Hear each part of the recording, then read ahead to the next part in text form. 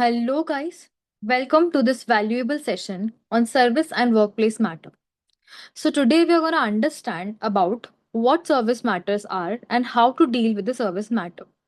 सो सबसे पहले will understand with this one example कि मिस्टर रमन है। मिस्टर रमन एक एडवोकेट है। मिस्टर रमन कौन है? एक एडवोकेट है। ठीक है। मिस्टर रमन को अपने क्लाइंट को रेमेडी देनी है। रेमेडी क्या देनी है मिस्टर रमन को कि उनके पास दो लोग आते हैं, person A and person B. Person A कहता है मिस्टर रमन से कि मैं गवर्नमेंट एम्प्लॉय हूँ और मुझे अपनी जॉब से सस्पेंड कर दिया गया है। पर्सन बी एक मैनुअल काम करता है फैक्ट्री के अंदर। सो सबसे पहले हमें, अब मैंने आपको बताया कि वो गवर्नमेंट एम्प्लॉय है, ऐसे ही उनके पास एक इंसान, एक पर्टिकुलर पर्सन आता है जो कि कॉन्ट्रैक्चुअल एम्प्लॉय है और वो किसी प्राइवेट ऑर्गेनाइजेशन में काम करता है। और काम उसका क्या है? उसका काम है मैनुअल चीज़ों को हैंडल करना। फॉर एग्जाम्पल, वहाँ पे जो भी मशीन्स हैं उनको अपनी जगह पे रखना। सो उसका कोई काम मैनेजरियल टाइप नहीं है, उसका काम है मैनुअल चीज़ों पे काम करना। तो ये दो पर्सन है, पर्सन ए है, पर्सन बी है। ठीक है, ये दोनों मिस्टर रमन के पास आते हैं। अब मिस्टर रमन इनको क्या सजेस्ट करने वाले हैं वो हम इस पूरे सेशन के कोर्स में समझेंगे। ठीक है। So first understand service versus employment. ठीक है। सर्विस मैटर में सबसे इंपॉर्टेंट क्या कवर होता है? गवर्नमेंट या फिर पब्लिक सेक्टर कवर होता है। ठीक है। एम्प्लॉयमेंट डिस्प्यूट में भी वो कवर होता है, but there is a catch here. I tell you what is the catch. Service matter का गवर्निंग लॉ क्या होता है? अभी ये हम किसके लिए समझ रहे हैं? ये ए और बी जो इनके पास क्लाइंट आए हैं उनके लिए हम ये बात समझ रहे हैं कि मिस्टर रमन को समझना है पहले कि एग्जैक्टली इनमें डिफरेंस क्या है, मैं किसको कौन से लॉ के अंदर हेल्प करूँ, कहाँ रेमेडी मिलेगी इनकी। सो यहाँ गवर्निंग लॉ क्या है? एडमिनिस्ट्रेटिव लॉ है, कॉन्स्टिट्यूशनल सेफगार्ड है। But what about this person जो कि मैनुअल काम करता है? ठीक है, वो किसी गवर्नमेंट एम्प्लॉयमेंट में भी नहीं है, तो उसके लिए क्या रेमेडी होगी? तो उसके लिए लॉ होगा लेबर लेजिस्लेशन। ठीक है।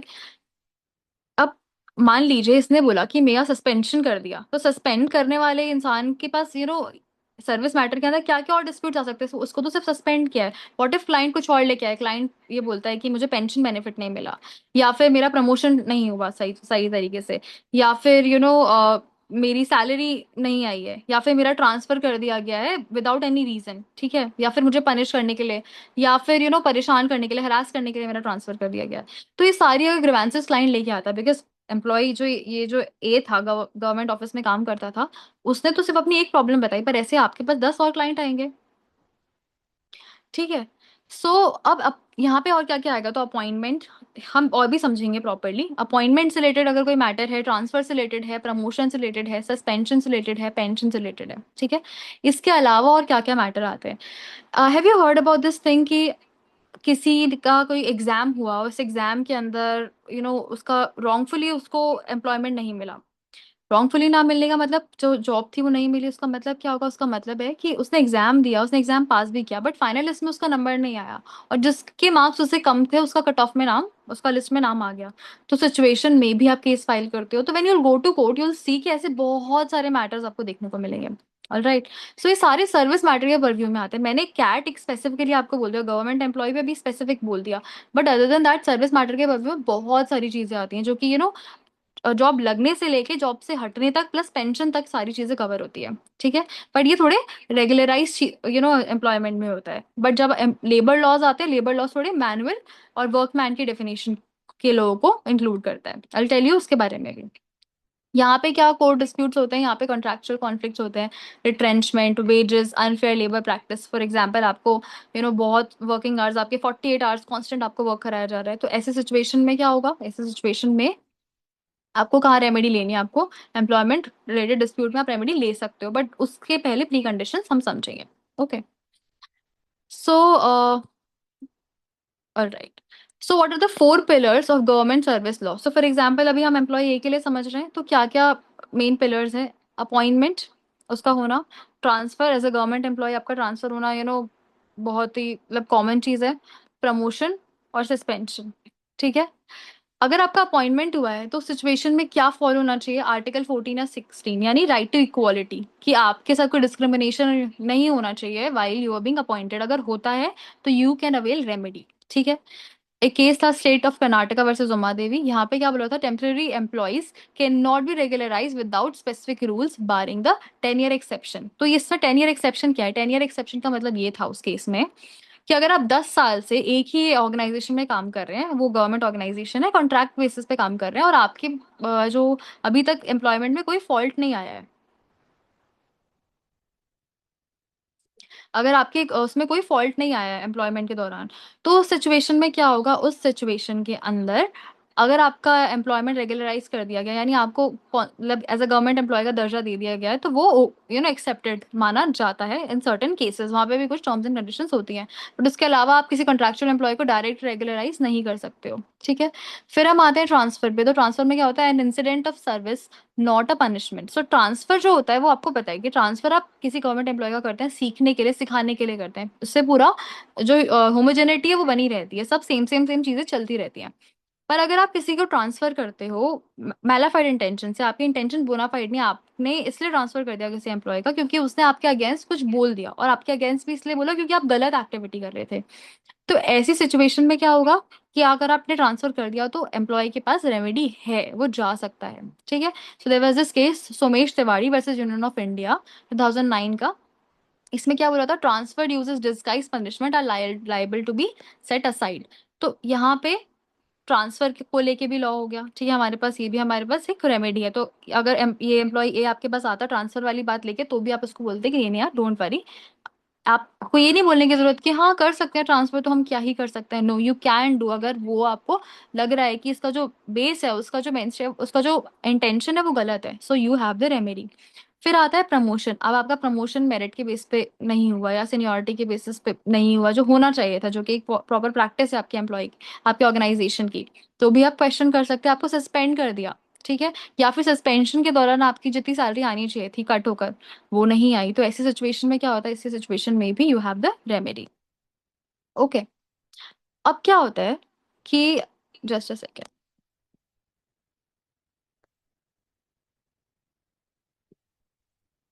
सो नाउ मैंने ये सारी चीजें आपको समझा दी थी। ठीक है, अब हम एक बार प्रॉपर डेफिनेशन देखते हैं कि सर्विस मैटर क्या होता है। So service matter is broadly understood in Indian jurisprudence as a dispute, grievance और claim arising from the employment relationship between an employer, especially state or its instrumentalities, and an employee in relation to the condition or incidents of service। ठीक है। Typically क्या क्या matter थे जो मैंने आपको बता दिए। Why I am talking about this thing again and again, this is for the very simple reason कि आपको ये पता चले कि कौन कौन से मैटर्स इसके परव्यू में आ रहे हैं, सो दैट अगर आपके पास कोई क्वेश्चन लेके आता भी है तो आपको तुरंत पता हो कि यार इसको लेबर लॉ में नहीं भेजना है, इसको मुझे यहाँ लेकर आना है, या सो किस में मुझे से कोई इसमें कोई कॉन्ट्रेक्चुअल रिलेशनशिप है कि मुझे सिविल रेमेडी लेनी है, कि एग्जैक्ट इसके लिए कुछ है मेरे पास रेमेडी लेने के लिए, एक प्रॉपर इंस्टीट्यूट है जहाँ पे मैं जा सकती हूँ, वहाँ पे रेमेडी के लिए अप्लाई कर सकती हूँ। ठीक है। Yes, all of you guys. हाँ, आपको सर्टिफिकेट्स भी मिलेंगे। So end of the session में गूगल फॉर्म होगा, आपको वो फिल करना होगा। उस गूगल फॉर्म फिल करने के बाद you'll get the certificate as well, and जो भी मटेरियल होगा वो ग्रुप में सर्कुलेट होगा। So I think this much is clear. अब आगे आते हैं। एम्प्लॉयमेंट डिस्प्यूट मैंने आपको समझा दिया, मैंने आपको फ्रेमवर्क भी समझा दिया। ठीक है, अब मैं लेबर लॉ जो बी एम्प्लॉय था उसके बारे में भी साथ साथ में समझा रही हूँ थोड़ा थोड़ा। ठीक है। सो इस बी एम्प्लॉय जो मैनुअल काम करता था, उसका उसकी जो ग्रीवेंस है वो ये है कि उसको भी ऐसे ही रॉन्गफुली हटा दिया गया। ठीक है, उसके पैसे काट लिए गए, उसको पैसे भी नहीं दिए गए। तो इस टाइप के जो एम्प्लॉयज होते हैं उनके लिए क्या रेमेडी है, तो उनके लिए है इंडस्ट्रियल डिस्प्यूट एक्ट, उनके लिए है पेमेंट ऑफ। सो ये जो एक्ट थे ये पहले थे। ठीक है, अब न्यू लेबर कोड आ गया है, will talk about that also. So पहले क्या था, मिनिमम वेजेस एक्ट। ठीक है, अलग से payment of gratuity act, sexual harassment at work place. तो बहुत सारे एक्ट्स हैं जिनके जो इन सारी चीजों को कवर कर रहे हैं यहाँ पे। ठीक है। अब हम एक केस देखते हैं, DK Yadav versus JMA Industry. इसमें क्या बोला था सुप्रीम कोर्ट ने, that order of termination and violation of principle of natural justice void ab initio, the under the out of underscore that no, this is related to industrial dispute, so we can leave that. Yes. So yeah, I can tell you about this particular thing, that in when it comes to labor law matters, when it comes to matters related to workman dispute, ऐसे situation में आपको जाना होता है labour court remedy लेके। ठीक है। अब हम सबसे पहले अभी हमने थोड़ा बेसिक बेसिक समझा दोनों के बारे में, अब हम एम्प्लॉय ए जो है इसके बारे में समझते हैं कि इसको अगर प्रॉब्लम है तो मैं सबसे पहले कहाँ जाऊंगी। इसको अगर प्रॉब्लम है तो सबसे पहले मुझे कहाँ जाना है, सबसे पहले मुझे जाना है अगर डिपार्टमेंटल इंक्वायरी होती है, ठीक है, डिपार्टमेंटल इंक्वायरी होती है तो ठीक है। तो अगर फॉर एग्जांपल इस एम्प्लॉय ए ने अपने डिपार्टमेंट में भी ये चीज डाल दी, उसने अपने डिपार्टमेंट में भी ये चीज डाल दी कि उसको रॉन्गफुली सस्पेंड कर दिया गया है और अब डिपार्टमेंट में इंक्वायरी चल रही है, स्टिल वहां पे कोई सुनवाई नहीं हो रही है, ठीक है, और उस चीज को कितना टाइम हो चुका है, 6 मंथ्स हो चुके हैं, कितना टाइम हो चुका है, 6 मंथ से ऊपर हो चुका है, तो ये पर्सन दूसरी रेमेडी अवेल कर सकता है। Now let's talk about the very important and जो मोस्ट टॉक रेमेडी है उसके बारे में, दैट इज कैट में जाना। सो कैट क्या है, सेंट्रल एडमिनिस्ट्रेटिव ट्रिब्यूनल। सैट क्या है, स्टेट एडमिनिस्ट्रेटिव ट्रिब्यूनल। अगर आप यूनियन गवर्नमेंट के एम्प्लॉय हैं, if you are employee of union government, तो आपको कहाँ अपनी रेमेडी अवेल करनी है, कैट में। फॉर एग्जाम्पल कोई इंसान आईएएस ऑफिसर है, ठीक है,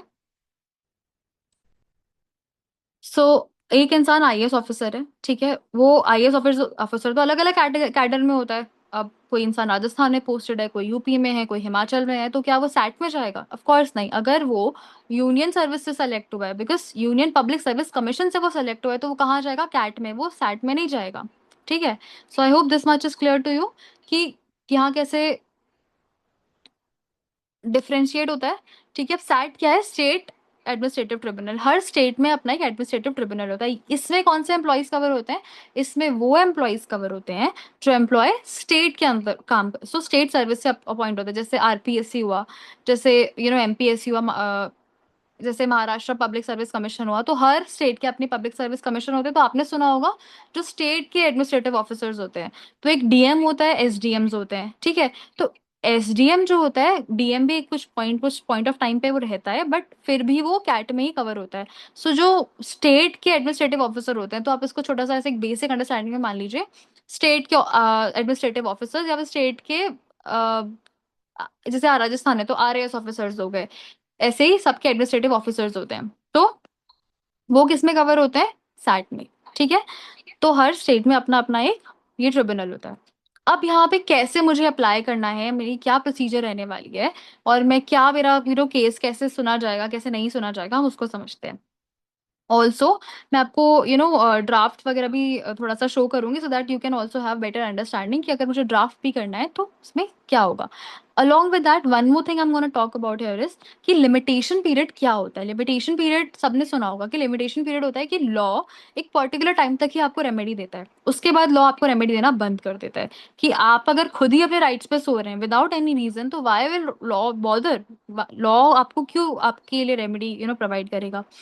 तो सिचुएशन में हम समझते हैं कि कितना टाइम है। तो आपके पास सर्विस रिलेटेड मैटर के अंदर कितना टाइमलाइन होता है, 1 ईयर। अब हम थोड़ा सा दोनों में डिफरेंस भी देख लेते हैं, just a second. Yes, you can see 1 year from cause of action, ठीक है। सो आपके पास जिस दिन कॉज ऑफ एक्शन अराइज हुआ, कॉज ऑफ एक्शन क्या होता है, फॉर एग्जाम्पल आज आपको सस्पेंड किया, तो आज से लेके 1 साल तक you can go to CAT, ठीक है। अगर आपके पास कोई वैलिड रीजन है लेट होने का, तो you can give condonation of delay application, but that is up to the discretion of CAT कि वो चाहे या ना चाहे। उनको लगता है कि आपका जो रीजन है वो वैलिड है, तो आपकी जो कॉन्डोनेशन ऑफ डीले की एप्लीकेशन है उसको एक्सेप्ट कर सकता है। अगर उनको लगता है कि नहीं, कॉन्डोनेशन ऑफ डीले की एप्लीकेशन एक्सेप्ट करने का कोई पॉइंट नहीं है, there is no reason whatsoever, तो वो उसको रिजेक्ट भी कर सकता है। तो मेक श्योर कि अगर आपके पास आपका क्लाइंट आता है तो आप उसको विद इन अप्रोप्रिएट टाइमलाइन के अंदर ही रेमेडी दे। उसके बाद आता है, हाँ ये चीज हो गई। जो अपना एम्प्लॉय बी था, अगर वो लेबर कोर्ट में जाना है तो उसके पास कितना टाइम, उसके पास है 3 इयर्स का time, 3 years from the date of dispute, ठीक है। यहाँ तक हमें क्लैरिटी आ गई। फिर जस्ट अ सेकेंड, तो अभी हम सस्पेंशन का ही देख रहे थे। यहाँ पे गवर्नमेंट सर्विस में अगर सस्पेंशन होता है तो ठीक है, तो यहाँ पे उसके पास 1 ईयर तक रेमेडी है, उसने अपील करी। अब 1 ईयर रेमेडी है तो सबसे पहले क्या करेगा, सबसे पहले कोई भी इंसान जिसको अपनी जो एग्रीव्ड है, तो उसको सस्पेंड कर दिया गया। और सस्पेंशन से सबसे बड़ा नुकसान क्या है कि आपकी सबसे पहले सोशल इमेज, कि आपको सस्पेंड क्यों किया गया। कोई तो रीजन होगा कि आप इतने रेप्यूटेड गवर्नमेंट सर्वेंट थे और आपको सस्पेंड कर दिया गया, ठीक है। हो सकता है कि सस्पेंशन इस वजह से क्या हो कि आपको प्रेशराइज करना चाहते हो कि आप गलत एक्टिविटी करो। हो सकता है कि आपने मना कर दिया हो कि I won't take any bribe. और आपको एक टेंडर पास करने के लिए फोर्स किया जा रहा हो और फिर आपने मना कर दिया हो तो आपको सस्पेंड कर दिया गया हो, तो ऐसी सिचुएशन में आपको प्रोटेक्शन होना जरूरी है। आपको एक फ्री विल, आपको अपना काम जो करना है वो पूरी इंटेग्रिटी के साथ करना है, तो उसको पूरा करने के लिए you need to have some kind of background. आपको कोई सपोर्टिंग मैकेनिज्म प्रोवाइड होनी चाहिए, तो वो सपोर्टिंग मैकेनिज्म यहाँ पे। ठीक है। अब यहाँ पे इसका सस्पेंशन हुआ, तो जब इसके साथ कुछ गलत हुआ है तो इसने अपनी रेमेडी ली, कहाँ पे ली? कैट में। ठीक है। अब कैट में ना केस फाइल नहीं होता, बिकॉज सेंट्रल एडमिनिस्ट्रेटिव ट्रिब्यूनल है। इस ट्रिब्यूनल का जो काम होता है ना, ट्रिब्यूनल जो होता है वो स्पेशलाइज बॉडी होती है। तो अभी तक करंटली ट्रिब्यूनल जो बनाए हुए हैं वो किस लिए बनाए हैं? वो किसी चीज को फास्ट ट्रैक करने के लिए बनाए हुए हैं, कि कोई भी पर्टिकुलर स्पेशलाइज तरीके के केसेस जो है वो फास्ट ट्रैक हो जाएं, जल्दी जल्दी जल्दी हो जाएं। ठीक है। और क्योंकि वो पूरे सारे जो कोर्ट्स हैं वहां पे सेम टाइप के मैटर्स आ रहे हैं, तो अंडरस्टैंडिंग भी काफी अच्छी हो चुकी होती है जजेस की, तो केस का जो जजमेंट है पास करने में बहुत आसानी होती है। सिमिलर टाइप के मैटर्स आते हैं तो उनको कनेक्ट करना आसान होता है, कि चलो वो बैच मैटर बन जाते हैं। अगर सबका सेम सेम सेम टाइप का डिस्प्यूट है तो कनेक्टेड मैटर्स हो जाते हैं, तो वो उसको सॉल्व करना ईजी हो जाता है। सो उस पर्पज के लिए ट्रिब्यूनल्स बनाए गए थे। ट्रिब्यूनल्स अलग अलग, जैसे एनजीटी बनाया, नेशनल ग्रीन ट्रिब्यूनल, वहाँ पे सिर्फ एनवायरमेंटल रिलेटेड केसेस होते हैं। तो ये प्रॉब्लम सॉल्व करने के लिए हमारा ट्रिब्यूनल बना था। ठीक है। अब कुछ लीगल फ्रेमवर्क्स है, जैसे suspension is govern by rule 10 for central government employee and corresponding state rules. तो बेसिकली अगर आप स्टेट के अंदर है तो आपके स्टेट के अलग से रूल्स होते हैं, सेंट्रल गवर्नमेंट में है तो ऑफकोर्स जो पूरा ऑल ओवर इंडिया में कॉमन रूल चलता है। ठीक है। अब हम ट्रिब्यूनल में, हमें पता चल चुका है कि ट्रिब्यूनल क्यों है। I will show you now draft, की ड्राफ्ट बेसिकली सिंपल सा ड्राफ्ट है। इसकी formatting something that we will talk about later, but सबसे पहले हम आते हैं, तो जो कैट के अंदर केस फाइल करते हो उसको आप पिटिशन नहीं कहते हो। ठीक है। आप क्या कहते हो उसको? आप उसको एप्लीकेशन कहते हो। सो अगर आपको कैट में केस फाइल करना है तो आप उसको क्या बोलने वाले हो? आप उसको बोलने वाले हो एप्लीकेशन। ठीक है। तो नाम क्या होता है केस का? ओ ए। ओ ए मतलब ओरिजिनल एप्लीकेशन। क्या नाम होता है? Original application. ठीक है। अब मैंने केस तो फाइल करने का सोच लिया, बट एज एन एडवोकेट मैं मिस्टर रमन थी। मिस्टर रमन को सबसे पहले करना क्या था अपने क्लाइंट से बात करने के लिए? उनको सबसे पहले अपने क्लाइंट का अपॉइंटमेंट लेटर देखना था। उनको ये देखना था कि उस बीच उनका सैलरी स्लिप हो गया, कि हाँ रियलिटी में ये एक्चुअली वहाँ काम कर रहे हैं और ये गलत कोई केस नहीं करवा रहे हैं। साथ में ही उनको अगर सस्पेंड किया है तो उसके से रिलेटेड कोई ऑर्डर है, वो सब देखना। तो जो भी चीज रिटर्न में अवेलेबल है उनके पास, जो भी डॉक्यूमेंट्स है, उनकी आईडीज, ठीक है, उनकी जो भी मंथली सैलरी स्लिप्स है, ये सारी चीजों के बारे में जो इन्फॉर्मेशन है वो उनको कलेक्ट करनी है। कलेक्ट करने के बाद आप क्या कर सकते हो? सारे आपने पूरा अरेंज कर लिया जब आपने सारी इन्फॉर्मेशन को, तो फिर आपको अपना केस ड्राफ्ट करना स्टार्ट करना है। ड्राफ्टिंग के लिए आप क्या करते हो? ड्राफ्टिंग के लिए आप सबसे पहले पूरा बैकग्राउंड बनाते हो। सो यू कैन सी, सबसे पहले आप ओए नंबर लिखते हो। ठीक है। अब अगर कैट है, जहाँ पे भी आप कैट में लगा रहे हो, आपने कैट में लगाया, ठीक है, एप्लीकेशन, तो इसको एप्लीकेशन बोलते हैं, ओरिजिनल एप्लीकेशन। ठीक है। सबसे पहले आपने किस ऑर्डर के अगेंस्ट लगा रहे हो? तो ऑर्डर यहाँ पे जो मैं आपको बार बार ऑर्डर बोल रही हूँ वो ये है कि डिपार्टमेंट ने अगर आपको निकाला है, डिपार्टमेंट ने अगर आपको निकाला है तो कोई पर्टिकुलर ऑर्डर देख के तो निकाला होगा, कोई पर्टिकुलर ऑर्डर तो होगा जिसको लिखा होगा।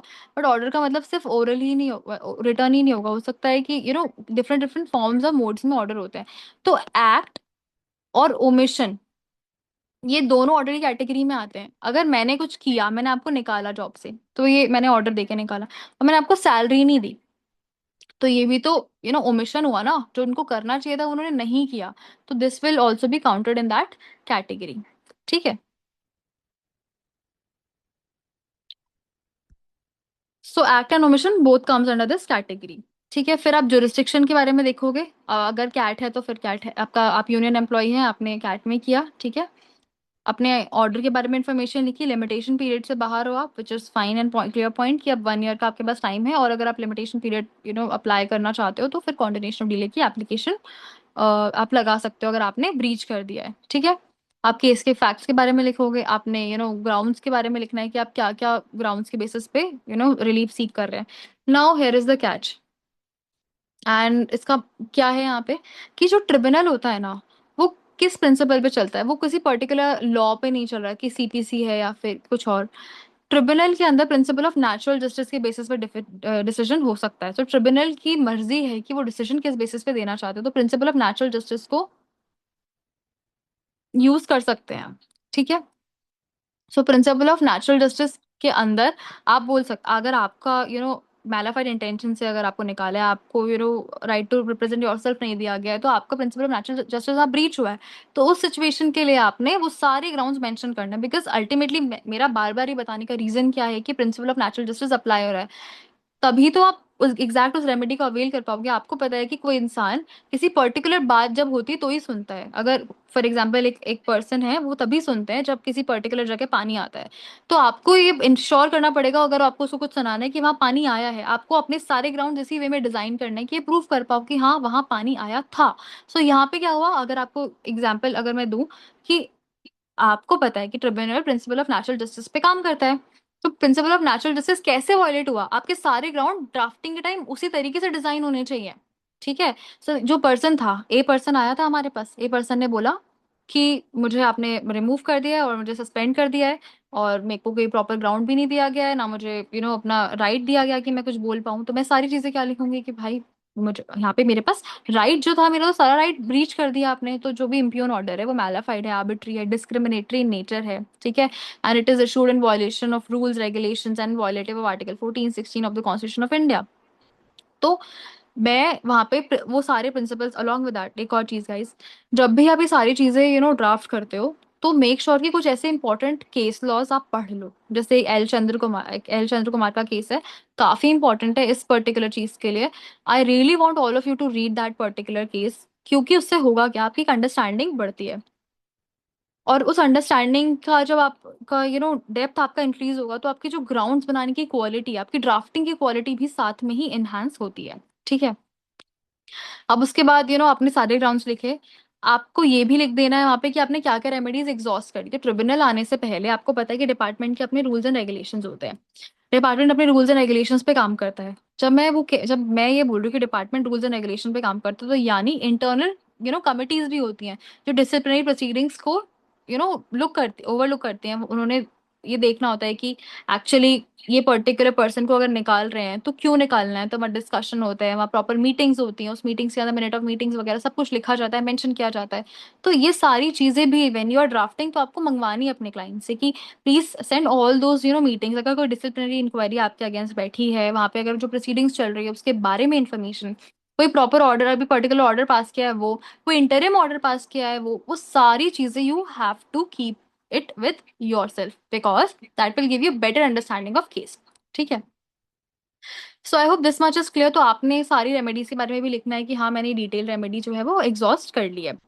आपने जब ये लिख लिया, उसके बाद आप क्या करोगे, उसके बाद आपको ये देखना है कि ये भी बताना है कि आपने पहले सिमिलर टाइप का मैटर कहीं और फाइल नहीं किया, आपने सिमिलर टाइप की जो रेमेडी है वो कहीं एग्जॉस्ट नहीं करी है।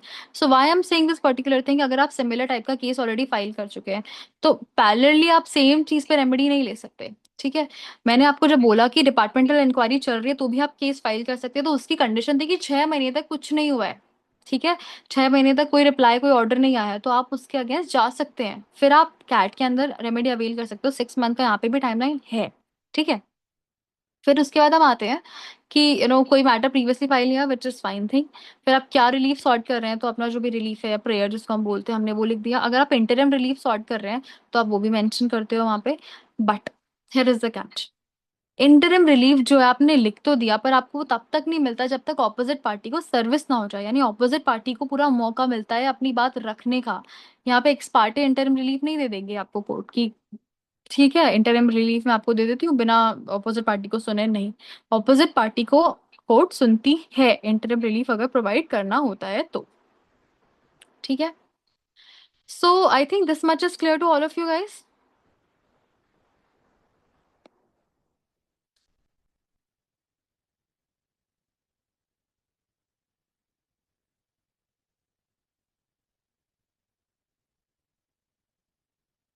All right. अब जो मैं डिपार्टमेंटल इंक्वायरी की बात कर रही हूँ उसको मैं थोड़ा सा प्रॉपरली समझाऊंगी, फिर मैं कंक्लूड करूंगी प्रॉपरली पूरे ड्राफ्ट में जो भी मैंने आपको सिखाया अभी तक, एंड फाइनली इसके अलावा जो भी रेस्ट ऑफ द चीजें बची हुई हैं। ठीक है। सो डिपार्टमेंटल इंक्वायरी के बारे में मैं बार बार मेंशन कर रही हूँ। डिपार्टमेंटल इंक्वायरी क्या होती है? सो डिपार्टमेंटल इंक्वायरी किसी पर्टिकुलर डिपार्टमेंट में अगर किसी एम्प्लॉय ने कुछ किया होता है तो उसके अगेंस्ट चलती है। जैसे you I think you must have heard about this particular case of Pooja Khedkar. So Pooja Khedkar was an IAS officer, ठीक है। पूजा खेड़कर के अगेंस्ट केस ये आया था कि पूजा खेड़कर ने फेक सर्टिफिकेट्स वहां पे यूज किए हैं, ठीक है। सो यहाँ पे डिपार्टमेंट ने पहले इंक्वायरी करी है। So so there is this organisation, if you heard about this organisation, LBSNAA, वहां पे भी प्रॉपरली इंक्वायरीज हुई हैं, ठीक है। यूपीएससी तो रिक्रूटिंग बॉडी है, प्लस डिपार्टमेंट के अंदर लवासना इंक्लूड होता है। लवासना के अंदर प्रॉपर इंक्वायरीज हुई हैं कि वहां से प्रॉपर डिटेल्स बन के जाती हैं कि क्या क्या वहाँ का वहाँ पे उनका कंडक्ट था, क्या क्या उनके बैकग्राउंड्स थे, क्या उनका पूरा जब तक उन्होंने कोर्स किया उस बीच में उन्होंने इनकी परफॉर्मेंस क्या थी, everything gets mentioned. So as a government employee specifically आपका जो ट्रेनिंग इंस्टीट्यूट होता है वो भी आपकी सारी इंफॉर्मेशन रिकॉर्ड्स सब निकाल कर भेजता है, ठीक है। सो लेट्स अंडरस्टैंड इसका पूरा बेसिस। उसके अलावा मैं फिर आपको पूरा स्टेप बाय स्टेप प्रोसीजर भी समझाती हूँ, ठीक है। So article 311 of the constitution provides two fundamental guarantees to civil servant. First, no person can be dismissed और remove by an authority subordinate to appointing authority. क्या इसका मतलब क्या है? कि मैं एक एम्प्लॉय हूँ, सो मैं ग्रेड ए की एम्प्लॉय हूँ और कोई ग्रेड बी का एम्प्लॉय, तो ये ग्रेड बी वाला मुझे नहीं हटा सकता या मेरे अगेंस्ट कोई एक्शन नहीं ले सकता। क्यों? क्योंकि वो मेरे से सबऑर्डिनेट है। तो आर्टिकल 311 यहाँ क्लियरली मेंशन करता है of the constitution of India कि कोई भी ऑफिसर जो आपसे सबऑर्डिनेट है, अथॉरिटी नहीं है उसके पास, वो आपको हटा नहीं सकता है, कोई भी आपके अगेंस्ट एक्शन नहीं ले सकता। दूसरा क्या है? No person can be dismissed, removed और reduced in rank without being given a reasonable opportunity to show cause against the proposed action. तो किसी भी पर्सन को विदाउट रीजनेबल रेमेडी दिए बिना आप उसके अगेंस्ट कोई एक्शन भी नहीं ले सकते, उसको रिमूव भी नहीं कर सकते, डिसमिस भी नहीं कर सकते, ठीक है। सो इंक्वायरी ऑफिसर जो है वो, अब यहाँ पे इंक्वायरी के बारे में हमने समझा किस बेसिस पे इंक्वायरी हो रही है। मैंने अभी इंक्वायरी के बारे में बताया नहीं क्या हो रहा है वहां पे, कैसे होती है, क्या लिखना होता है, नो। मैंने सिर्फ इतना बताया कि क्या बेसिस है उसका। वो बेसिस समझने के बाद इंक्वायरी ऑफिसर के बारे में बात करते हैं तो वो क्या होना चाहिए। जाहिर सी बात है, बहुत बेसिक अंडरस्टैंडिंग है, कोई बहुत रॉकेट साइंस वाली चीज नहीं है जो मैं अभी 1 मिनट में बताने वाली हूँ। कि वो क्या होना चाहिए? इंडिपेंडेंट होना चाहिए, इम्पार्शियल होना चाहिए इंक्वायरी ऑफिसर, ठीक है। Disciplinary authority and the inquiry officer can not be the same person in a case involving major penalty. तो डिसिप्लिनरी अथॉरिटी और इंक्वायरी ऑफिसर ये दो अलग अलग लोग होने चाहिए, ठीक है। फिर क्या आता है? delinquent employee has a right to be heard to examine witness and to cross examine prosecution witness, ठीक है। a defense assistance not necessarily an advocate can be provided if requested। तो अगर उस एम्प्लॉय को लगता है कि हाँ मुझे किसी की असिस्टेंस चाहिए, जरूरी नहीं है कि वो एडवोकेट हो, कोई पर्सन जो उसको लगता है कि समझदार है, उस एरिया के अंदर काफी नॉलेजेबल है, तो वो उसको भी अपने साथ अप्लाई अपॉइंट करवा सकता है अगर उसको लगता है तो, ठीक है। उसको कहते हैं डिफेंस असिस्टेंस। हम थोड़ा सा प्रोसीजर समझते हैं कि किस किस स्टेज पे क्या क्या होता है। सो प्रीलिमिनरी इन्वेस्टिगेशन होती है। इस पर्सन को सस्पेंड अगर किया तो सबसे पहले क्या हुआ होगा? प्रीलिमिनरी इन्वेस्टिगेशन हुई होगी। कौन करता है इन्वेस्टिगे? जो यहाँ पे ऑफिसर होता है, इंक्वायरी ऑफिसर, ठीक है। वो फैक्ट फाइंडिंग करता है, अगर उनको लगता है कि नहीं ये ठीक, एक्चुअली यहाँ पे कुछ गड़बड़ है, तो उन्होंने आगे किया होगा। चार्जशीट इशू करते हैं जैसे नॉर्मली होता है, ठीक है। आर्टिकल ऑफ चार्जेस बनता है एंड डिसिप्लिनरी अथॉरिटी इसको साइन करती है। फिर रिटर्न स्टेटमेंट जो है डिफेंस फाइल करता है, क्योंकि ये प्रॉपरली यहाँ पे भी तो सुनने का मौका मिलता है। अपने केस में नहीं मिला, हम क्यों समझ रहे हैं कि ये मिलता है? क्योंकि हमें पता होगा कोई चीज होती है तभी तो you will get to know that इसकी यहाँ पे डेफिशिएंसी हुई, यहाँ पे लैक्यूना है। सो आपको मौका मिलता है रिटर्न स्टेटमेंट लिखने का, ठीक है। फिर अपॉइंटमेंट ऑफ इंक्वायरी ऑफिसर और प्रेजेंटिंग ऑफिसर भी होता है, तो डिसिप्लिनरी अथॉरिटी करती है ये चीज, ठीक है। आयु जो है वो अनबायस्ड होना चाहिए, दैट इज वेरी क्लियर। फिर क्या होता है? फिर प्रीलिमिनरी हियरिंग होती है। इंक्वायरी ऑफिसर जो है वो हियरिंग लेता है। रेगुलर हियरिंग होती है जैसे नॉर्मली होती है, एम्प्लॉय बोलता है, इंक्वायरी ऑफिसर भी बोलता है, प्रोसिक्यूशन भी बोलता है, जो उसने एलिगेशन लगाए हैं वहां पे, ठीक है। एम्प्लॉय जो है वो डिफेंस एविडेंस भी लाता है कि नहीं मैंने नहीं किया ये जो आपने मेरे पे एलिज किया है, उसके लिए अपना एविडेंस ला सकता है, ठीक है। फिर फाइनल आर्ग्यूमेंट होता है जो कि नॉर्मली जैसे होता है। तो ये थोड़ा प्रोसीजर आपको कोर्ट से सिमिलर लग रहा होगा कि हाँ कोर्ट में भी तो सिमिलर प्रोसीजर होता है। यस, क्योंकि जुरिस्प्रूडेंशियल प्रिंसिपल तो सेम ही है, नेचुरल जस्टिस का प्रिंसिपल तो चेंज नहीं होने वाला, वो तो थ्रू एंड थ्रू सेम ही रहने वाला है। सो प्रोसीजर भी ऑलमोस्ट सिमिलर ही मिलेगा, ठीक है। डॉक्यूमेंट के तरीके, फॉर्म नंबर, सब कुछ चेंज होता है, लॉ का जो बेस है वो चेंज होता है, बट जुरिस्प्रूडेंस तो सेम ही रहता है, ठीक है।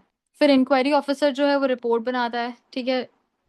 उसके बाद अगर उनको मिल लगता है कि हाँ एक्चुअली उन्होंने ऑफेंस किया है, या जो भी उनको उन पे एलिज किया जा रहा था वो रियलिटी में उनको लगता है उनकी फाइंडिंग्स में कि हाँ ये चीज़ कमिट हुई है, तो इस सिचुएशन में फिर उनको फाइनल नोटिस दे दिया जाता है। ठीक है, फाइनल ऑर्डर अथॉरिटी आपको दे देती है। अब इसके लिए आप अपील भी कर सकते हैं, रिवीजन भी कर सकते हैं, रिव्यू भी। तो ये लाइक इनसाइड ऑर्गेनाइजेशन भी आप कर सकते हो ये चीज। अब ये आपने डिसिप्लिनरी अथॉरिटी का काम देखा। ठीक है, I also tell you about this particular thing, just a second. Yeah, so there's this critical rule, second show cause notice. So many disciplinary authority incorrectly believe that once the inquiry report is submitted, they can pass the order they can pass the final order directly. The law requires issuance of second show cause notice when the disciplinary authority proposes to impose a major penalty. So ये क्या बोल रहा है कि like अक्सर इसमें basically इस particular case में union of India versus HC Goyal के अंदर ये पर्टिकुलर चीज हुई थी। ये जो रूल है ये ड्राइव हुआ था कि यूजुअली डिसिप्लिनरी अथॉरिटी पहले क्या करती थी कि इंक्वायरी वो रिपोर्ट जैसे ही वो सबमिट कर देती थी तो उनको लगता था कि फाइनल ऑर्डर डायरेक्टली पास कर सकती है। ठीक है, अभी क्या होता है कि आपको सेकंड शो कॉज नोटिस भी देना होता है अगर कोई मेजर पेनल्टी आपको लगा रहे हो, जैसे अगर डिसमिस ही कर रहे हो, उसका रिमूव ही कर रहे हो, आपको कंपलसरी आप उसको रिटायर कर रहे हो, तो आपको दूसरा शो कॉज नोटिस देना भी इंपॉर्टेंट होता है। पहले थोड़ी चीजें अलग थी, अब चीज थोड़ी डिफरेंट हुई है।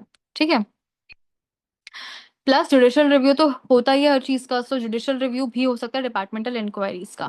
ठीक है, सो या दिस मच इज क्लियर। अब हम वापस अपने इस पे आते हैं, डिपार्टमेंटल इंक्वायरी वाला पॉइंट सॉर्ट हो गया। ठीक है, जो रेमेडीज एग्जॉस्ट हुई है उसके बारे में हमने बात कर ली है। फिर हम आते हैं आगे। यहाँ तक क्लियर हो गया। फिर इंटरिम ऑर्डर्स अगर कोई पास हुए, एज आई टोल्ड यू, वो सब चीजें एनेक्चर मैनेजर आपने सब कुछ लगा दिया है। ठीक है, फिर फाइनल एफिडेविट आप लिखते हो। ठीक है, तो एफिडेविट तक हमें क्लियर हो गया कि हाँ जब मैं मैं सारी एप्लीकेशन ड्राफ्ट करी तो मैंने अपना एफिडेविट वगैरह सब कुछ क्लियरली दे दिया है। जहाँ पे भी आप फाइल कर रहे हो आपको अपना नेम एड्रेस जो भी बेसिक इन्फॉर्मेशन आप लिखते हो, you have to write em well verse, जो भी फैक्ट्स हैं सब चीज़ों के ऊपर, तो ये सब चीज़ें आप पूरी मेंशन करते हो। ठीक है, आपको कुछ और अगर आप रिलीफ सॉर्ट कर रहे हो तो मिसलेनियस एप्लीकेशन लगाते हो। तो यहाँ पे पिटिशन नहीं होती, यहाँ पे एप्लीकेशन होती है। ठीक है, ये इतना क्लियर हो गया आपको। अब ये तो हो गया कैट के अंदर। पर मान लीजिए कि मैं कैट में नहीं जा पा रही क्योंकि जो मेरा डिस्प्यूट है, मेरा जो सर्विस रिलेटेड मैटर है वो थोड़ा सा अलग है। वो ना तो रिट्रेंचमेंट पे, सॉरी, ना तो वो सस्पेंशन पे है, ना ही वो रिमूवल पे है, और ना ही वो प्रमोशन पे है। थोड़ा सा मिक्स मैच में अगर मेरा मैटर है, या फिर मुझे लगता है कि कैट ने जो कैट शायद रेमेडी प्रोवाइड ना कर पाए, तो ऐसे सिचुएशन में ऑल्दो कैट जो है वो पेरी रेमेडी, कैट यानी जो एडमिनिस्ट्रेटिव ट्रिब्यूनल है, बट हाई कोर्ट में भी रिट्स लगती हैं सर्विस मैटर से रिलेटेड। ठीक है, बिकॉज परव्यू बड़ा है। लेकिन रिट किस पे लगेगी अगर आप पब्लिक एम्प्लॉयमेंट में हैं। ठीक है, अगर प्राइवेट एम्प्लॉयमेंट के अंदर हैं तो जो रिट्स हैं वो एप्लीकेबल नहीं होती है, अक्सर नहीं होती। अगर आप स्टैब्लिश कर पाते हैं कोई भी नेक्सस उनके बीच में, देन डेफिनेटली आपके लिए एप्लीकेबल होती है वो रेमेडी। तो रिट्स भी फाइल होती हैं हाई कोर्ट के अंदर। रिट की ड्राफ्टिंग कैसे होती है? सिमिलर, आपने रिट पिटिशन ड्राफ्ट करी, आपने सारी चीजें सारी इन्फॉर्मेशन लिखी। अब वहां पे क्या मेजर फोकस पॉइंट रहता है? वहां पे तो नेचुरल जस्टिस नहीं रहता, वहां पे आपका फंडामेंटल राइट कैसे वायलेट हुआ है। आप वहां पे ये लिखोगे कि मेरा फंडामेंटल राइट वायलेट हुआ है, तो आपका पूरा फोकस वहां रहता है। बिकॉज रिट आपको रेमेडी कब देता है? जब आपका फंडामेंटल राइट वायलेट हुआ हो, या फिर कोई बड़ी रेमेडी, या फिर जो रिट्स हैं वो पब्लिक अथॉरिटी को कोई डायरेक्शन देना, सो हेबियस कॉर्पस, को वारंट, सर्चोरारी से डिफरेंट डिफरेंट टाइप्स के रिट है, तब उनको एग्जॉस्ट करते हो। ये रिट्स भी आपके सर्विस मैटर्स के अंदर एप्लीकेबल होती हैं। फिर अगर मैं ये सब चीजें मेरी हो गई, अब हो सकता है कि मुझे यहाँ पे भी रेमेडी ना मिले। ठीक है, अभी मैं अपील की बात नहीं कर रही हूँ कहीं पे भी, मैं सिर्फ यहाँ की बात कर रही हूँ कि यहाँ रेमेडी नहीं मिली। तो इसके अलावा क्या फोरम बचता है? एनीबडी कैन टेल मी, किसी को ऐसा आइडिया है कि आप कौन सा फोरम बचा है जहाँ पे मैं जा सकती हूँ?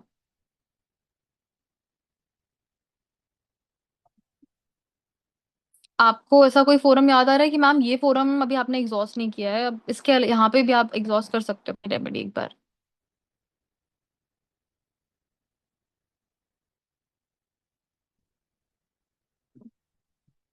No, NCLT is not the right forum. Service matter से रिलेटेड मैटर्स एनसीएलटी में नहीं जाएंगे। आप मैंने आपको बिगनिंग में बताया था जो एम्प्लॉय ए है वो गवर्नमेंट ऑफिस में काम करता है, तो एनसीएलटी में क्या लेने जाएगा? Anyone else?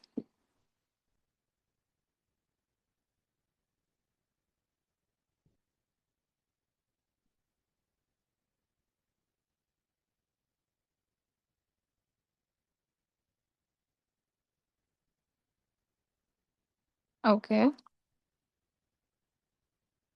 All right. Guys, have you heard about this thing SLP, Special Leave Petition, supreme Court में जो लगती है? Yes. So special leave petition भी आप फाइल कर सकते हो अगर आपको लगता है कि आपकी जो है रेमेडी अभी तक आपको मिली नहीं है या फिर नॉट सेटिस्फाइड आपकी रेमेडी से, तो you can go to Supreme Court as well. वहां आप फाइल करते हो SLP, स्पेशल लीव पिटिशन. ठीक है. give you one example. So I used to work in, with some senior back then, and we were working on service matters only. So like we were working on all government service matters. So there was this, Solicitor General of India, and I was working with them, and multiple, service matter used to come there. So service matter related to armed force tribunals, because they all of them were working in government offices. So different ministry have different matters. So every ministry have their own particular departmental inquiry system. Post that they send their matter to cat and all, and post that those matters come to few matters goes to high court, and if they exhaust the remedy, and then those matters comes to supreme court as SLP. Okay. So like armed force tribunal matter used to come there. So in that, in particularly those matters, wrongful termination and compensation, and there was this particular kind of benefit they used to seek for was uh,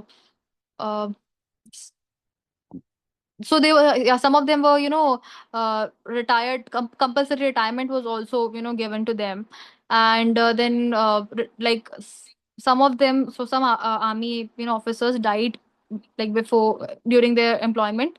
So their kids were supposed to get the job, so the kids did not get the job. Some people were not getting their pensions, so multiple kinds of matter used to come there.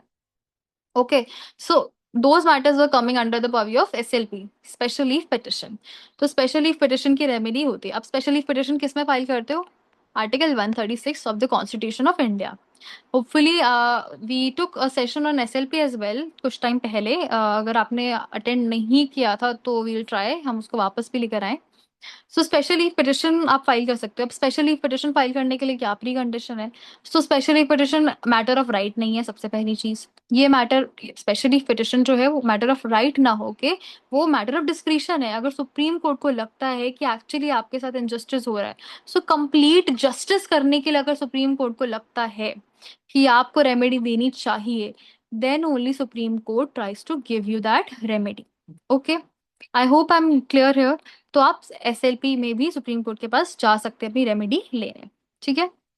SLP drafting procedure is also a bit different, like not bit, it's quite different procedure. Plus you need an AOR जो आपका case file कर सके, because Supreme Court में cases AOR के through ही file होता है. I hope all of you are aware of this. Still I am telling you because just in case अगर कुछ किसी को मिसिंग है तो कोई भी स्टोन अनटर्न नहीं होना चाहिए एटलीस्ट एक प्रोसेस का. ठीक है. So I hope this much is clear to all of you.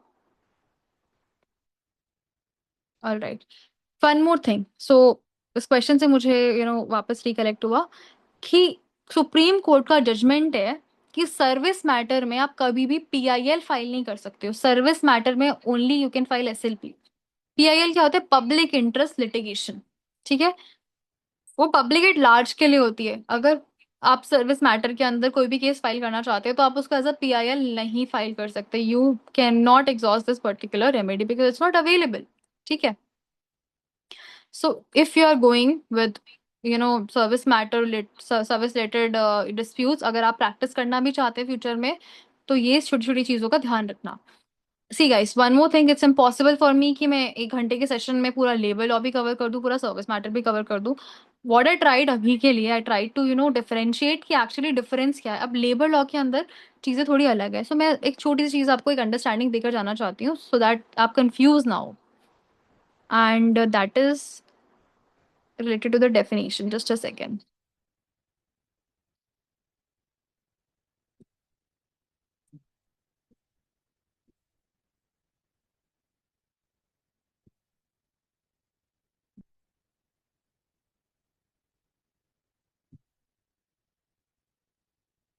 Yes. So this is it. तो लेबर लॉ के अंदर अगर आपको देखना है तो अभी करंटली पूरा शिफ्ट हुआ है, पैराडाइम शिफ्ट। पहले इतने सारे लॉज थे, देवर लाइक मल्टीपल लॉज, जो बहुत डिफिकल्ट था किसी भी एडवोकेट के लिए और किसी भी एम्प्लॉय के लिए उसमें बेनिफिट अवेल करना। All the people were practising, but अब थोड़ा सिंप्लीफाई करके उनको कोड्स में कन्वर्ट कर दिया। तो 4 लेबर कोड्स हमारे पास अभी करंटली है। ठीक है। बट वो 4 लेबर कोड्स एक्चुअली किस पे काम करेंगे, तो मैं आपको थोड़ी सी डेफिनेशन समझाना चाहती हूँ। वर्कमैन, वर्कमैन क्या होता है, कौन होता है, उसके बारे में। सो वर्कमैन आता है manual, unskilled, skilled, technical, operational और क्लेरिकल वर्कर। ठीक है। वो आते हैं वर्कमैन की डेफिनेशन के अंदर। जैसे ऑलराइट, सो वर्कमैन की डेफिनेशन में कौन आता है, manual, unskilled, skilled, technical, operational और क्लेरिकल वर्कर। अब मैं अगर बोलूं कि कोई इंजीनियर है जो कि एक प्रोजेक्ट को मैनेज कर रहा है, तो can you please tell me कि वो वर्कमैन में आएगा या नहीं आएगा। I just want quick response because only 5 minutes are left, तो फटाफट से I want response from your end. तो क्या वो वर्कमैन की डेफिनेशन में आएगा? या कोई एचआर है जो कि काम करता है ऑफिस में, तो वो क्या वर्कमैन की डेफिनेशन में आएगा?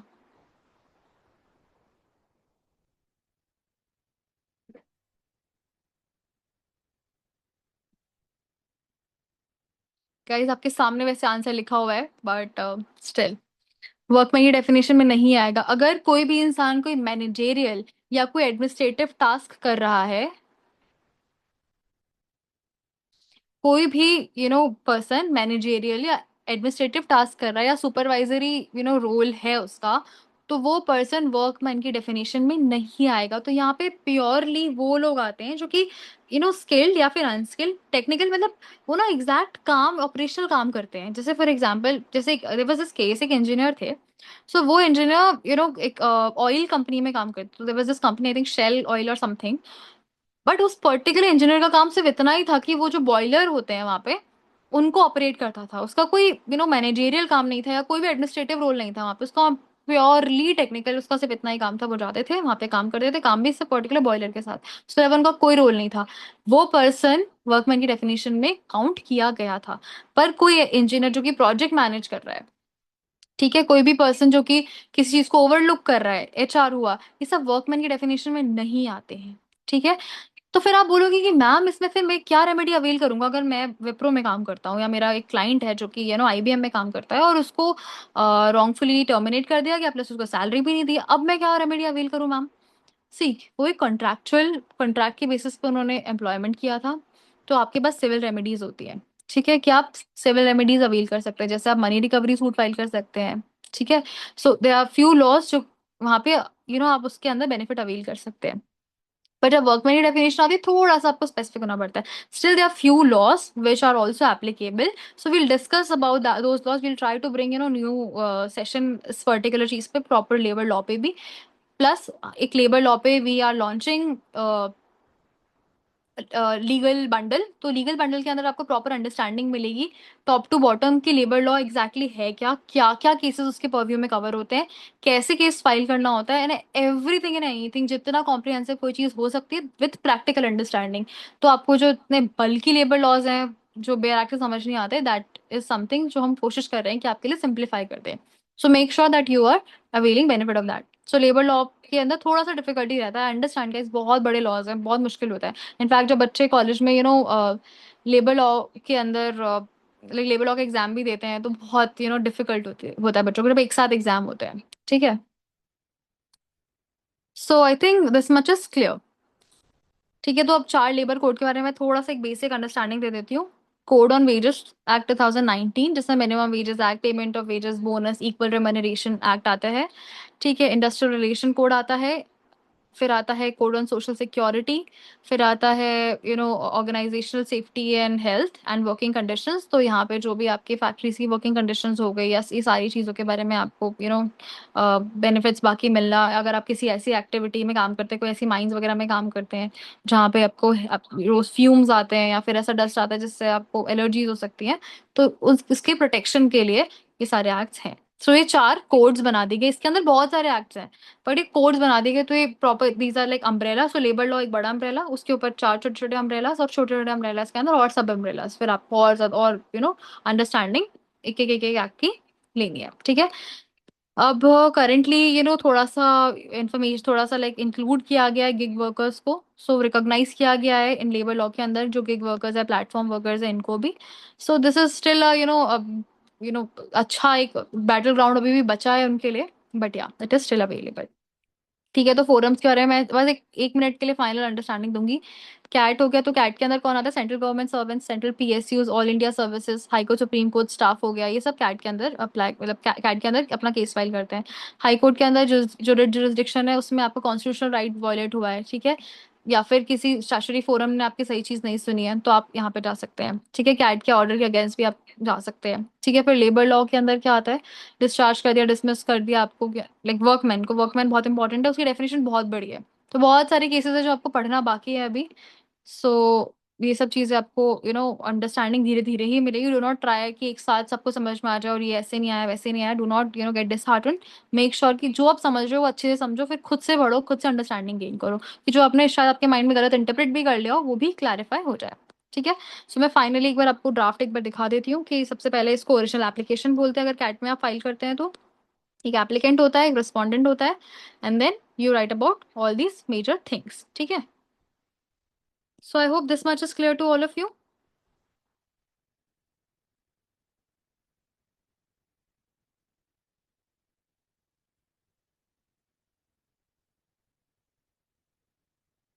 All right. So guys, before going, I want all of you कि आप लॉ वर्सिटी के जो व्हाट्सएप चैनल हैं उस पे make sure that you are connected. WhatsApp channel कहाँ मिलेगा आपको? व्हाट्सएप चैनल आपको, अगर आप जाएंगे तो जो होम पेज है, होम पेज के right like right and side bottom में आपको वो मिल जाएगा। अलॉन्ग विद दैट जो सर्टिफिकेट है, आप सर्टिफिकेट के लिए ये फॉर्म फिल कर सकते हैं। प्लस जो भी लीगल बंडल्स हैं, करेंटली अपकमिंग लीगल बंडल्स हैं, make sure that you are keeping track और आप उनको जितना बेनिफिट अवेल कर सकते हैं वो करो। क्योंकि लीगल बंडल्स बनाने का पर्पस बिल्कुल ये भी नहीं है कि आप एग्जाम में अच्छे मार्क्स स्कोर कर लो। एग्जाम के लिए अंडरस्टैंडिंग आपको पूरी मिलेगी, लेकिन when you decide to practise and talk about that law लोगों से, तो यूल सी कि कोई भी ऐसा मटेरियल या कोई भी ऐसा इंस्टीट्यूशन अवेलेबल नहीं है जो आपको ये अंडरस्टैंडिंग प्रोवाइड करे। And as a lawyer, as a person who started जो जर्नी खुद से, आई अंडरस्टूड कि किसकी नीड कितनी ज्यादा है, and for that reason we are trying कि वो चीज आपको मिले। ठीक है। So make sure that you are taking best out of whatever is being provided to you. Plus soon mentorship program we are launching, जहाँ पे we are specifically going to mentor you on everything, कि कैसे particular आपको इस particular field में अगर advocate बनना है तो आपको कैसे शुरुआत करनी है और फाइनल लेवल तक कैसे जाना है। And post that we will also be launching assistance and placements as well. So make sure that you are making this community bigger and bigger. Okay. And जिसको भी सर्टिफिकेट चाहिए, please see the chat box, और chat box के अंदर आपको दिखेगा comment section में कि एक लिंक है, एंड गूगल फॉर्म आप फिल कर सकते हैं, then you will get your certificate. Plus जिसको मटेरियल चाहिए, you can find that material in WhatsApp community of Law City. So, guys, we'll meet in next session. Till then, bye bye and take care. So, सबसे पहले हमें, अब मैंने आपको